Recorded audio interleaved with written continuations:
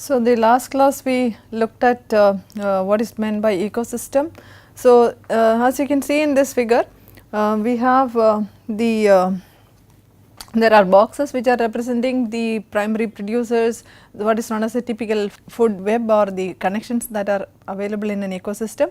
So, in which you see the plants, the primary consumers or the herbivores, the carnivores, secondary or the secondary consumers, and or the tertiary consumers, all consumed by finally the decomposers when the living organisms die, and then they recycle the nutrients. So, this figure has various arrows which represents mostly the energy and the material flow through an ecosystem. So, the ecosystem is controlled by the energy that is coming from the sun and which is taken up by the primary producers, which flows into the primary consumers and then secondary consumers. So, based on the energy flow in the system, it is classified as either producers or consumers. As one can see, plants are the only producers in this system and all others are consumers, and eventually the decomposers break down the biomass and then it comes back as nutrients again back to the producers. So, we will see how the energy and the material flow through biological systems. So, the energy material flow in ecosystems is generally represented through the food chains and the food webs. There is a simple food chain is shown in the figure here. So, which has actually the solar energy received by the producers or the plants, which are known as the first trophic level. So, these trophic levels are defined based on the energy that is arriving at a particular level. So, from the primary producers or the first trophic level, the energy flows into the next trophic level, that is the second trophic level, where the first primary consumers are seen. So, the primary consumers from the primary consumer, in all these stages you see some amount of heat is lost from the system, which could be due to various processes that dictates at that particular level. So, what one needs to remember is that what we need to think about as engineers or scientists who look at these systems is that in these living systems, when energy is flowing, for example, if there is energy being put into a machine, we calculate the efficiency of this machine by looking at the output by the input, and in a percentage efficiency we represent. So, is it possible to represent the efficiency of this energy flow in the ecosystems? So, that is what is more important to understand to also appreciate the value that ecosystems are providing. So, we will look at the energy flow in a little more detail. So, the generalized energy flow diagram is also represented as a pyramid, where energy you can see as the lowest level of the pyramid, the producers, it is represented as usable energy available at each trophic level in kilocalories. Now, if we look at this picture, we can see that the primary producers have the highest amount of energy that is received, which is if it is assumed to be about 10,000 kilocalories. The energy that is flowing into the next level, that is the primary consumers, is only 1/10 of that, which is about 1000 kilocalories. So, if you look at the next level, that is the secondary consumers, it is only 100 kilocalories that is flowing into the system. So, this is a typical system of aquatic ecosystem. If you look at, phytoplanktons are the producers there, zooplanktons feed on phytoplanktons, and then zooplanktons are fed by fish. So, they are the secondary consumers here, and the energy that is flowing into the fish, which is a secondary consumer, is only 1/10 of that is flowing into the primary consumer, which is about 100 kilocalories. So, when it comes to the tertiary consumer, let us say an example is a human, it could also be a fish eating bird, it could be another big fish that is feeding on a small fish. So, any of these tertiary consumers, for example, the energy that is flowing at that level is only 10 kilocalories. So, when in comparison to what the producers are making, which is about 10,000 kilocalories, only 10 kilocalories flowing into the tertiary consumers. So, that the pyramid is shrinking as it is going to the top level, as the energy flow is becoming less. So, in the ecological efficiency in living systems varies between 2 to 40%, with 10% efficiency as an average or a common efficiency. And all this at all these trophic levels, there is a connection to the decomposers. They also have some efficiency with which they decompose the dead matter and then produce the energy. So, at all these levels, some amount of energy is lost as heat, which is not shown. So, so this how do we estimate?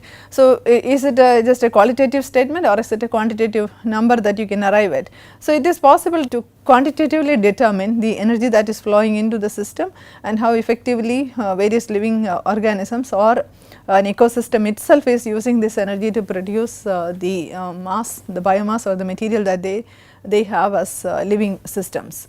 So, this is what is represented in this diagram here. So, where you can see the solar energy that is received by the plants. So, which will be calculated using a quantity called gross primary production. We will go into the details of this gross primary production and net primary production. So, the gross primary production, and from there net primary production, if you reduce the amount of energy that is lost during respiration by the plants, we get net primary production. So, then that is the efficiency of the plants, the amount of energy that is flowing into the plant system. So, from the plants or the first level of producers, energy is taken up by the primary consumers or the herbivores. So, they ingest the plants which they eat, and then some amount is defecated and some amount is used for various activities, and for example movement, respiration and reproduction, etc. So, basically you get the net secondary production from for a primary consumer or a herbivore from this. So, this is the net production efficiency at that level, because after all the amount of energy that is flowing into the system, all of that is not consumed or utilized by the primary consumers for converting it into energy. So, you can see that there is an exploitation efficiency, that is the effectiveness with which the animals or the herbivores are collecting the plants. So, they may have adaptations for to exploit this situation existing on the ground. See, some of them may be specialists on collecting, let us say you have a deer or some other species there. So, some of them may be specializing on a special type of plant which may have a adaptation or a particular region, you can see it, and they may have an adaptation to, let us say, eat short grass or long grass or specific kind of plants that you are seeing in a particular situation. They may be able to consume plants with thorns, etc. So, that involves their exploitation efficiency, how efficiently they can exploit the plants to get the maximum energy from there. So, from there it is again there is another efficiency level, that is the assimilation efficiency, how much of it is assimilated into the or gross secondary production that happens in the body of the herbivore. So, this is after defecation. So, whatever is ingested need not be used for the converting into body mass of the organism. So, some amount is lost from the system as by defecation. So, whatever is remaining is called as the assimilation efficiency or assimilated quantity, which is the gross secondary production. So, from the gross secondary production again the respiratory losses and the excretion losses are reduced, and then you get what is known as the net production efficiency of the primary consumer or the herbivore.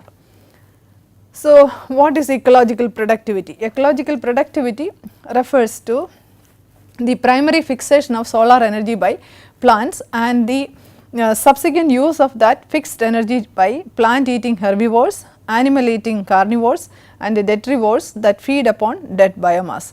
So, it is a complex form of energy fixation and utilization that is happening in this chain of events, and this is known as the food web.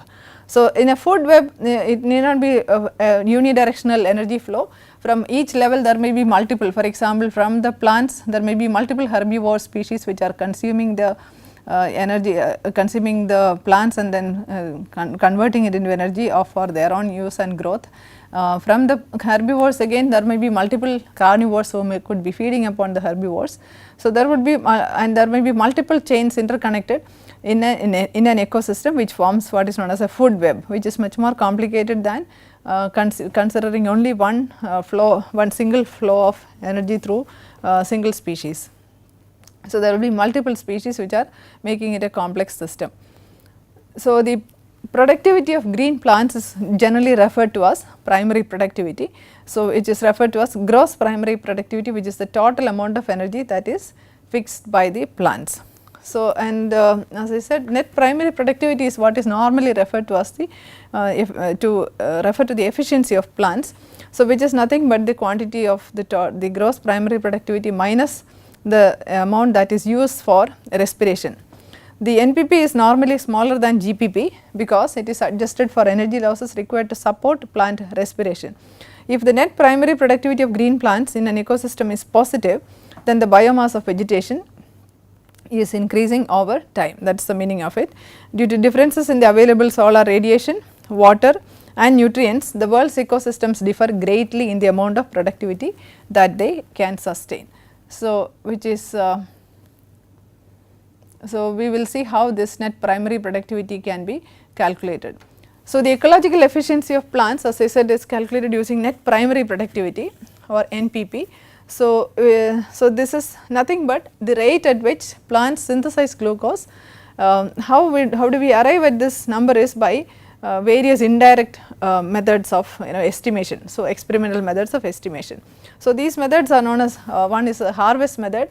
We will soon see in detail what is a harvest method is supposed to do.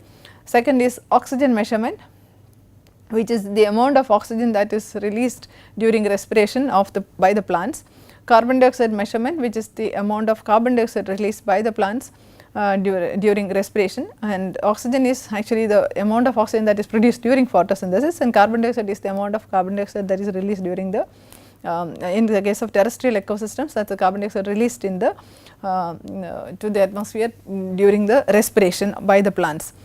Similarly, aerodynamics method is the in a natural ecosystem, sometimes it is difficult to measure this. In a laboratory you can keep plants in a container and enclosed space and then measure the amount of carbon dioxide or oxygen that is released by the plants, and then you can estimate for a particular plant at its different growth stages. But for a natural ecosystem, let us say a forest or a grassland or a scrubland, it is difficult to estimate the productivity or the efficiency of that ecosystem itself. So, how do we do that? So, basically one can measure the carbon dioxide flux in a community using multiple carbon dioxide sensors or oxygen sensors that you can place in the community and keep measuring the quantity of carbon dioxide that is flowing through the system and calibrating it against standard protocols to see over a period of time how the carbon dioxide flux is varying, and during the day, during the night, and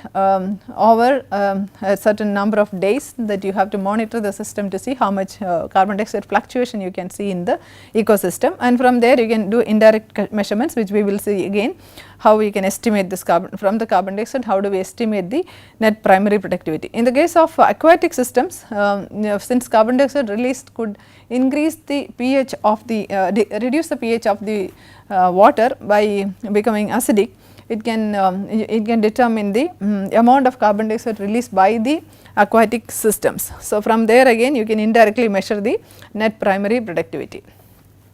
So, how do we estimate the net primary productivity of plants, or the so it is nothing but the net flux of carbon from the atmosphere which is taken up by the green plants per unit time. So, that is a way to say that how much carbon is taken up by the plants. So, the NPP refers to a rate process, that is the amount of vegetable matter produced, that is net primary production, per day or week or year. Net primary productivity is a fundamental ecological variable, not only because it measures the energy input to the biosphere and terrestrial carbon dioxide assimilation, but also because of its significance in indicating the condition of the land surface area and status of wide range of ecological processes. So, it is a very important quantity in ecology to estimate what is the capacity of an ecosystem for absorbing the carbon dioxide or assimilate the carbon dioxide that is released into the atmosphere. For example, we are all worried about the amount of carbon dioxide increase in the atmosphere today, and the only source which can naturally absorb carbon dioxide are the ecosystems like plants, which can take up carbon dioxide and then convert it into glucose and biomass.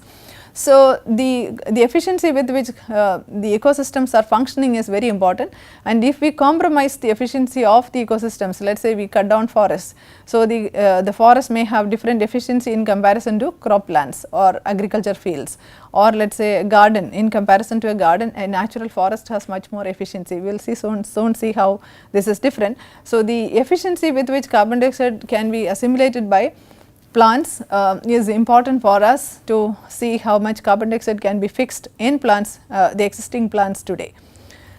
So, how do we estimate the net primary productivity? There are many ways to estimate terrestrial or on land net primary productivity from field measurements that depend on the type of plants and available measurements. The efficiency with, so there are direct measurement methods also, for example leaf area index LAI is one method which can be used for measuring the amount of NPP production. By satellite imaging you can see the intensity of the color variations or the green color variations over a geographic area, and then it can be integrated to get the surface area that is covered by green plants and estimate the NPP of that particular land mass. The efficiency with which plants of a community harvest energy is the efficiency with which energy is transformed into the 6 carbon sugar, that is glucose, by photosynthesis on a field scale. So, we are not talking about a single plant or single cell, we are talking about an ecosystem which may be constituted of many different kinds of plants, different plants of different age, different plants of different size, different genus, different family, different species. So, the chemistry of photosynthesis is essentially the same in all green plants for more than 1000 million years. So, we do not have to worry about how there are different methods of synthesis of glucose. So, the photosynthetic reaction is essentially nothing but 6 carbon dioxide molecules combining with 12 water molecules in the presence of photons which are coming from sun to form one molecule of sugar or glucose plus 6 oxygen molecules and 6 water molecules again back into the atmosphere. So, in this process, so what we see is what is known as a transpiration, which is nothing but release of this water molecules during the photosynthesis along with oxygen.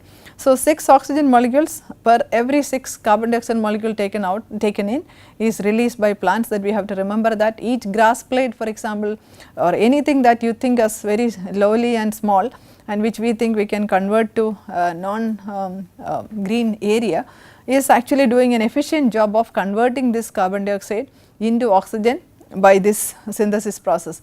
You may sit down and calculate, for example, if you take a small grass somewhere, how much carbon dioxide conversion it may be doing during a day, or let us say its lifetime of let us say a few months or year. So, how do we estimate this NPP? So, is it a real number that we can arrive at? So, example calculation of NPP, this was actually one of the earlier methods suggested by Transo in 1926, which is known as harvest method based on standing crops. Standing crops means the plants which are standing in a field. So, this was done for an agricultural field, this could be done for estimating forest efficiency etc., but in the case of forest we cannot uproot the plants. So, in the case of agricultural field it is easy to uproot the plants at the end of the growth of the plants. So, you can calculate that at the end of the harvest period what could be the efficiency with which this field has collected solar energy and converted into biomass. So, that is the meaning of this NPP here. So, let us say we assume an acre of good agricultural land which could be wheat or maize or rice or whatever that we are growing, or groundnut, and at harvest let us say it takes about 100 days from sprouting to harvest. So, what we do is take up all the plant mass including the root, the stem, the leaf, root, stem, leaves, fruits, everything, and dry the plants for that 1 acre land. So, the total dry weight let us say for this, let us say there were 10,000 wheat plants in an acre of land. So, the total dry weight for that let us say is about, so this is actual estimation which has been carried out in a for a field which is consisting of maize or wheat.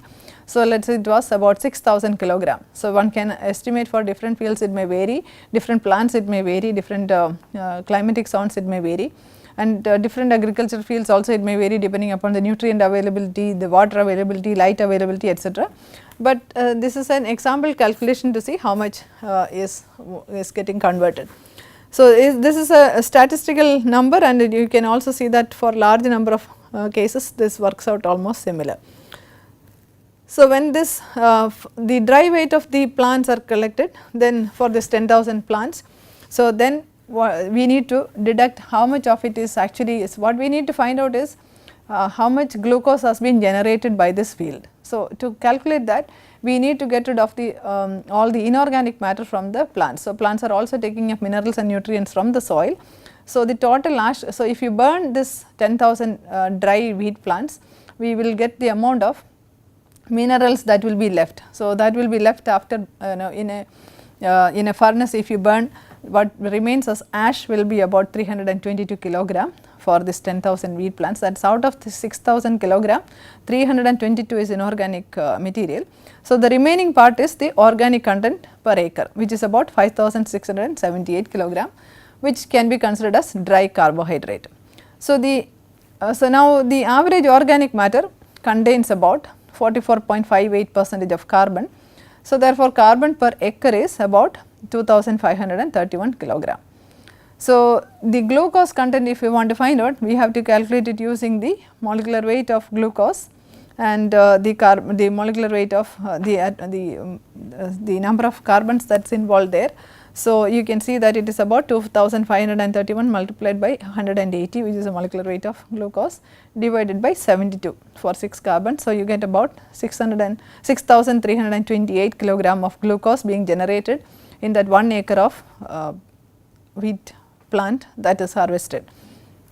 So, this quantity this 6,328 kilogram represents what is known as standing crop of wheat at harvest, described as mass of glucose.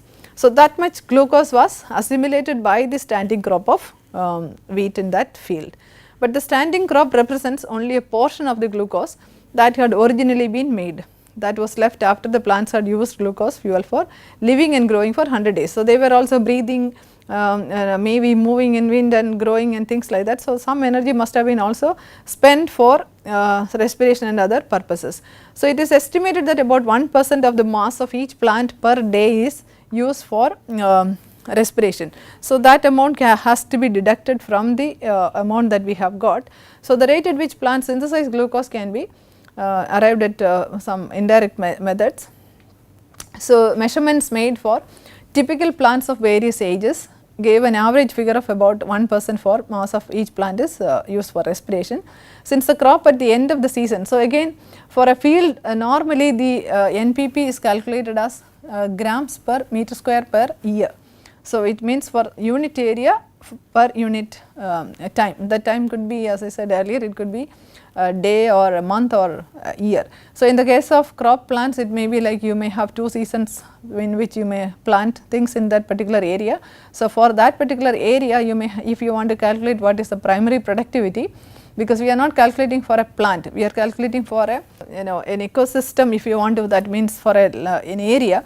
So, then it is better to calculate for the seasonal variations as well. So, if you have 2 seasons, let us say, that will be taken into account here. So, the average respiration loss is about 1% of this amount that is used for. So, that is considering 2 seasons, you have 3000 kilogram of dry wheat for 1 season, and average respiration was about 1% of this, which is about 30 kilogram of dry wheat. So, that much is lost from the system. So, the total amount of carbon dioxide released in 100 days, that is the harvest period for this wheat, is about 3000 kilogram.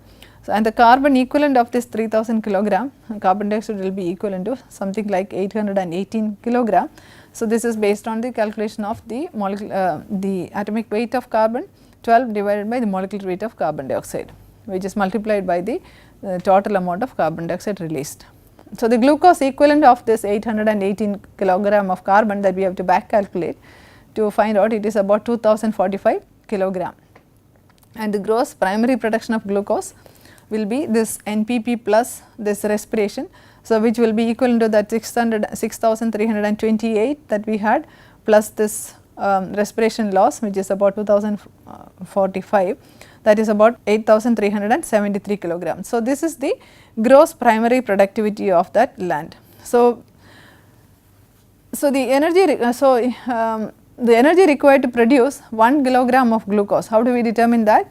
So, normally we know that any biomass, any organic mass, if you burn it, you will know the glucose equivalent, the calorific value or the kilocalorie.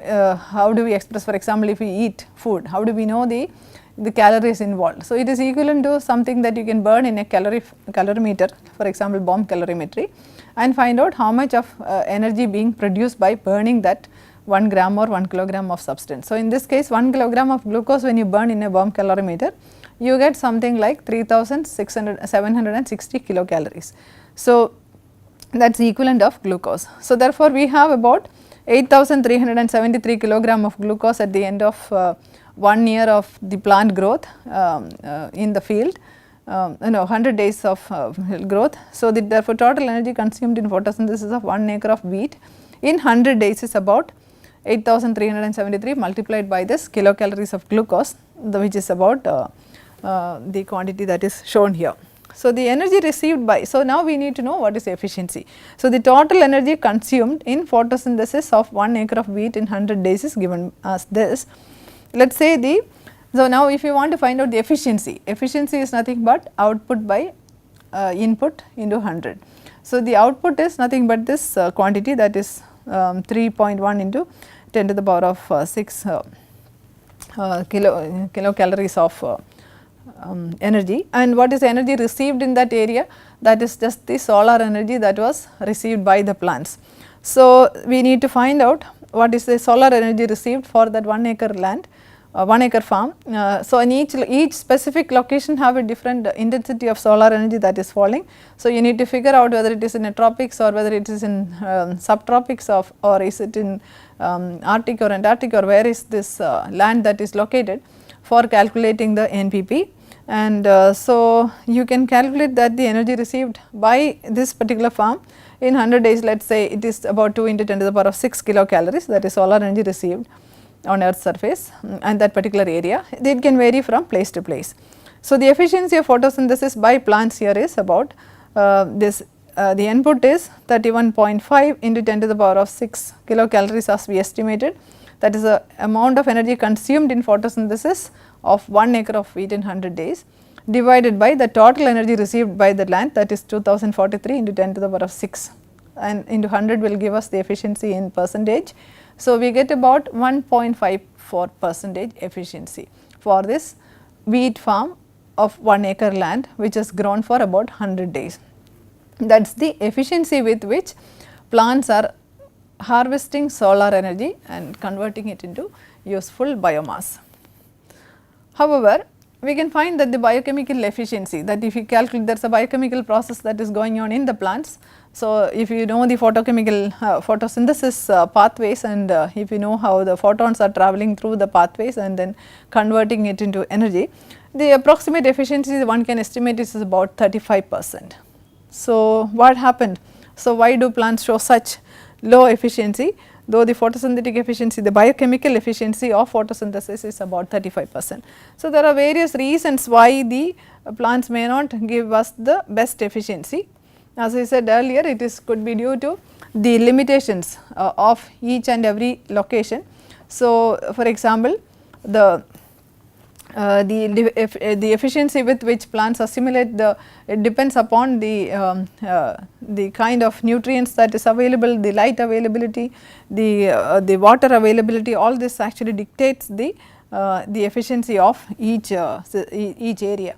So, basically the efficiency of the plants will depend upon this, and also the major aspects that affect the efficiency of why it differs from biochemical efficiency is that the whatever is received by the plants need not be used, all of it energy of all the solar light that is falling on the plants need not be used in photosynthesis. Some amount may be used up in heating the plant surface, some may be scattered from the photons that are heating the plant surface may be like scattered off, some of them may be bouncing off, the surface may not be clean, it may have dust and other particles sitting, then the transpiration is not happening effectively. So, all this can complex the efficiency of plants in receiving and using the energy. And for example, the solar light, for example, throughout the day it is not falling with the same intensity in a particular location. So, for this you will also see the adaptations that is given in each plant, and to maximize the amount of the energy that can be harvested by a particular plant. So, the shape, the size of the leaves, the orientation of the leaves, how many leaves and the arrangement of leaves in a tree or a plant is based on the efficiency with which energy can be harvested. So, one can look at this below, for example, if you go below a tree and look at how these solar light filters through those leaf system, you can see how effectively the plants are arranging their leaves in different slanting positions to cater to the needs of the plant in harvesting the energy. So, for example, morning light may be slanted more and mid noon light may be falling directly above, and evening sunlight again may be slanting position. So, there are different leaves in a plant which are oriented in different directions with different shape of the leaves to either minimize transpirational losses, and mid noon transpiration losses will be high. So, it will be trying to minimize this. So, the adaptations in plants are essentially to maximize the energy harvesting by the plant, whether it is a desert cactus or whether it is a tropical rainforest tree or a plant which is growing in the diffuse sunlight in a tropical rainforest. All of them have adaptations for harvesting the sunlight of different wavelengths sometimes to get the maximum conversion of energy into glucose. So, as one can see, for example, organisms utilize energy under conditions which they can actually can tolerate.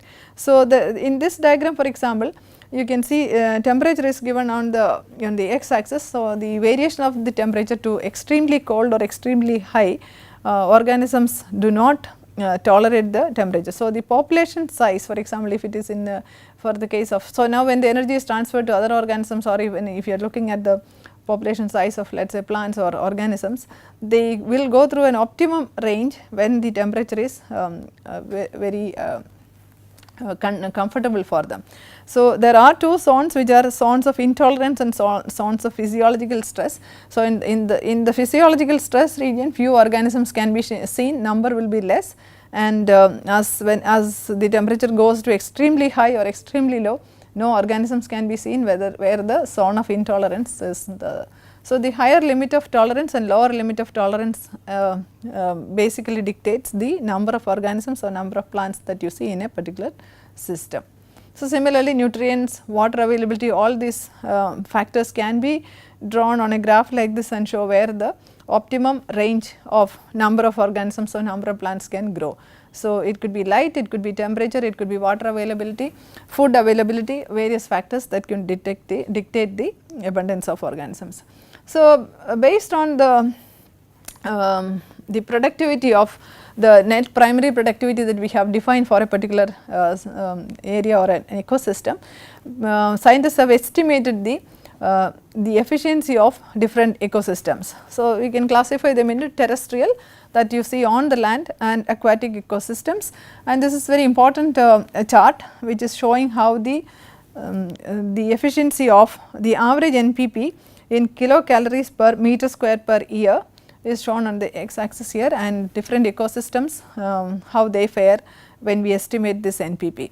So, as you can see, among the terrestrial ecosystems, swamps and marshes or wetlands form the highest in terms of productivity along with tropical rainforest. They have something like 9,600 kilocalories per meter square per year as their net primary productivity. As you know, that is the amount of glucose that is produced per square meter of area per year. And if you compare that with a temperate climate forest, it has less NPP or efficiency, net productivity is lower compared to that of rainforest and or marshes and swamps. Or if you look at northern coniferous forest, which is again in colder climate. So, again the temperature is dictating the primary productivity of plants there. So, you can see the efficiency is reducing. Then comes savanna. Savannas are grasslands. Grasslands, the efficiency is dictated by the availability of water. So, again you can see that the factor that affects mostly the productivity in savanna is rain. So, the productive NPP is lower in the case of a grassland in comparison to a rainforest or a marsh. Then comes agriculture land. So, agriculture lands have even productivity less than natural grasslands and natural forests, definitely much lower than tropical rainforest, and woodlands and shrublands are lower than that. Agricultural lands, the limitations are the limiting factor. So, that is we call the limiting factor for growth or net primary productivity is mostly nutrient availability, water availability are the major factors that dictate the productivity of agricultural lands. Agricultural lands are overused systems where nutrients are taken out from the system multiple times, and then that is the reason why we keep adding different nutrients or fertilizers into the land, and over a period of time the land's viability for even holding the nutrients also reduces, because the helpful other bacteria and other ecosystem that is thriving in the natural soil will be also be damaged by the use of fertilizers and pesticides. So, the productivity of the agricultural land in terms of NPP will keep on reducing as a function of time if you introduce artificial pesticides and fertilizers into the land. Similarly, grasslands which are in temperate climates like in Europe, they have or in northern US, they have again lesser productivity. Then we have the Arctic and alpine ecosystems which are in tundra regions. They are again limited by the temperature, the very cold climate, as you could see that they are under stress conditions. So, the productivity is very low. Similarly, desert scrub, they also have very low productivity again due to high temperature. So, as you could see from the previous figure, the high temperature and low temperature regions, the organisms are stressed and the plants also are stressed. So, you will not get the productivity, and the number of plants that could contribute is less. So, you do not see much plant diversity in deserts and tundra, and extreme desert again you have very limited productivity due to the absence of plants there. Now, if you look at aquatic systems, the highest productivity which is comparable to swamps and marshes and tropical rainforest in the terrestrial ecosystems is estuaries. Estuaries are places where the rivers meet the ocean. So, these are exclusive ecosystems which require high levels of protection status. So, also this chart is also indicating, based on the net primary productivity of these ecosystems, they need to be given the priority in terms of protecting these ecosystems. So, in terms of this, the productivity of the land is also very important, and each of this ecosystem have also unique biodiversity that is existing there. So, it also does not mean that tundra or desert does not need to have a protection for the ecosystem and the different life forms that thrive there. They are unique to those ecosystems or because of the adaptations they have, and they have evolved over thousands of millions of years to live in those kind of circumstances. So, it is important to protect those diversities as well, because they are contributing in unique ways to the biosphere maintenance. So, in the case of aquatic ecosystems, estuaries forms the highest productive systems. Then comes lakes and streams, then comes continental shelf and an open ocean. So, in the aquatic ecosystems, I would also like to add the coral reefs, which also have almost the same productivity as the tropical rainforest in the aquatic or the marine environment. Open ocean also again have lower productivity, which is almost closer to the grassland or less than grassland kind of productivity, because there is not much plant life that you can see in the open ocean. So, when we talk about so the plants, they take up energy from the sun, and then the efficiency with which it is converted to glucose is what we call as the net primary productivity or the efficiency of the plants. So, now when it comes to the next level of the trophic level, that is where the energy is flowing from the producers into what is known as the primary consumers, or from the primary consumers to the secondary consumers. So, these are where we consider as the product efficiency of the animals. So, how do they take care of? So, the energy flowing into an animal population can be measured from a detailed energy budget. So, there is something called an energy budget that is required. We will not go into the details of this. So, but just a glimpse of what is meant by the energy ecological efficiency of animals. So, it is necessary to know the respiration rate of individuals of all ages. So, we are calculating it for a population, an animal population, not for individuals, because it does not make sense if a young animal or a subadult animal or an adult animal or an aged animal, they all have different metabolic rates and different requirements of food and calories. So, the energy that is flowing through the system through these individuals could be varying a lot. So, that is why it is for an animal population it is estimated. So, what is important here is to estimate the respiration rate of individuals of all ages at all times in their lives, young and old, resting and active. So, also we know that the respiration is also associated with the metabolic rate. So, when it is resting they have a resting metabolic rate, and when they are active they have a different metabolic rate, and which will be translated into the amount of oxygen that is being taken into the system and carbon dioxide released. So, and it is also necessary in the case of animals to know growth and reproduction rate.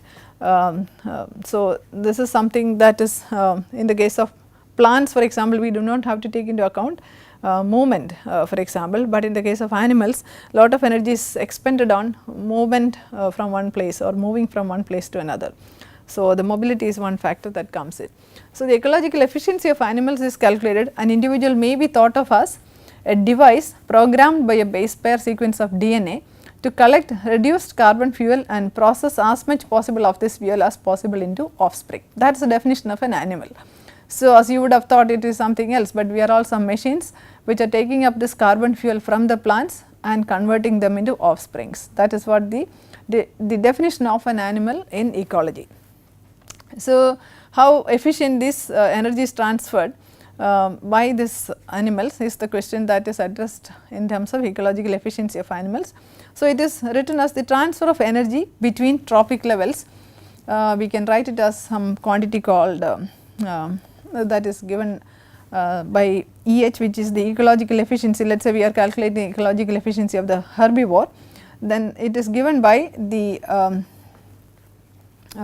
energy that is flowing into trophic level in unit time divided by that energy that is flowing into the next lower trophic level divided by the trophic level that is below it. So, the energy that is flowing into the next level and the level that is below is what is giving you the efficiency. The efficiency of primary carnivore, for example, is some lambda n, which is the biomass and respiration of herbivore, divided by lambda n minus 1 biomass, that is respiration of plants. So, you can see at each level you will be looking at the level that is below and at the level that is just above it to see how much energy is flowing into that system.